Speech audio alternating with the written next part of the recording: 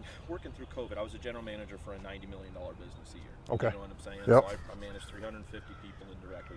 It's hard. Yeah. No one wants to work anymore. It's manufacturing. It wears. Oh, yeah. Amazon's hiring people for more than what I could hire people for. And so I finally said, you know what? I'm throwing the towel.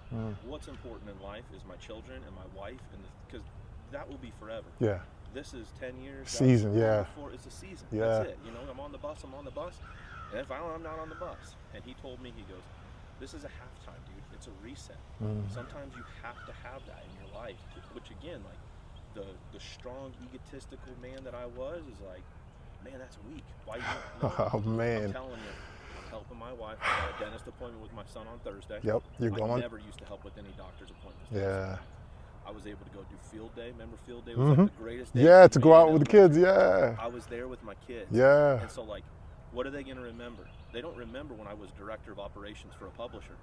They remembered that I was GM for Boat Outfitters. You know what I'm saying? And now they think it's the coolest thing in the world that I work at the golf course making $14. Bro, You know Jared, man, listen. What matters? Ah. What matters in life? So a commitment that I made, my wife and I, when we started our business, we started it back in 06. And I asked her, I said, yo, just support me on this before we have kids because we want to be present for our kids. We've been blessed to be able to be present, just like you said, man. Sir. I was there for all the field trips, parent-teachers meeting, the whole nine. I got 2 daughters. And there's a sacrifice that was made for me to show up every day for them. Yep. The competitive spirit in me still like, oh, I want to win. Yep. But man, Garen, remember the sacrifice that you said that you were going to make so that you're there. Taking my kids to school in the morning, picking them up. You know, like that's a blessing, and they see it and they experience it, and they're well-rounded, they're balanced kids. Yep. I got to remember, like, that's where the payoff is. That's the payoff. You know what I mean? I tell you, more than anything. Like Yeah. I said, my kids, I was so worried, dude. Like for me, when I left, I'm like, everyone's gonna think I'm a loser. I'm making $14 an hour. Yeah, if you look at it from that perspective, right? From that perspective, right? Yeah. Like, and I was a very successful businessman. But what are they gonna remember? Yeah. You know what I'm saying? Like even at Christmas time, like one person told me the other day, you know, you get your kids, like you could probably remember, I got a bike for Christmas, all that whole deal.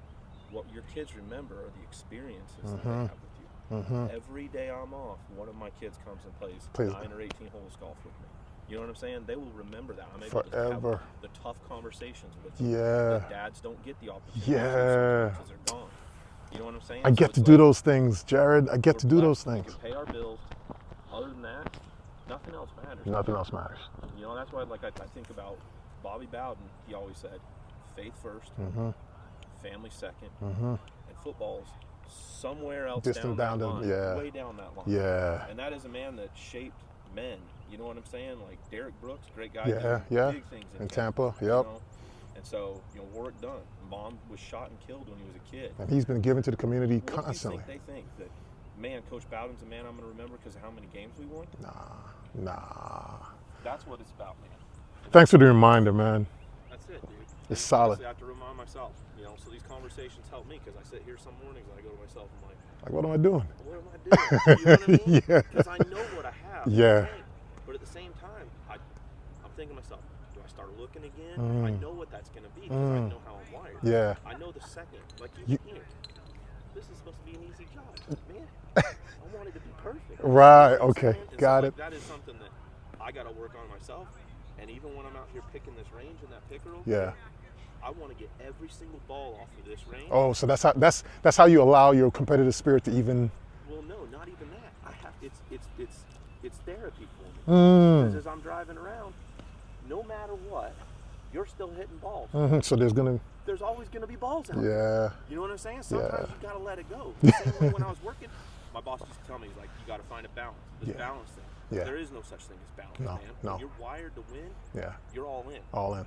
And so for me, I would never leave the office. And he goes, well, if you have 2 voicemails, just let them go and come back the next morning and do them. And I'm like, those 2 voicemails turn into 10 voicemails, turn into whatever, right? Like that's the mentality that I've always had. Same thing out here with these balls. It's like, I'll never get them all. Yeah. And I just Have to be okay. realize and be okay that I'm not going to get every single ball. Yeah. Unless they shut down the range, Yeah.